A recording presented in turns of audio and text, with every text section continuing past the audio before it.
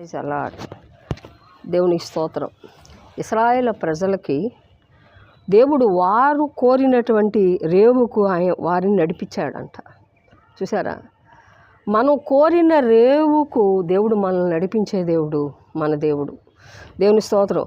మనల్ని ఆ దరికి నడిపించే దేవుడు మన యేసయ్య.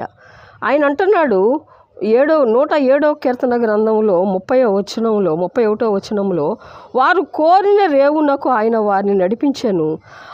ఆయన కృపను బట్టి నరులకు ఆయన చేయు ఆశ్చర్య కార్యములను బట్టి వారు యెహోవాకు కృతజ్ఞతాస్తుతులు చెల్లించుదురుగాక.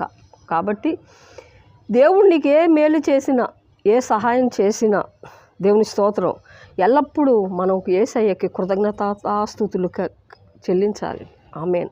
అప్పుడు మనకి దేవుడు మేలు వెంబటి మేలు దేవుడు మనకి చేసే దేవుడు.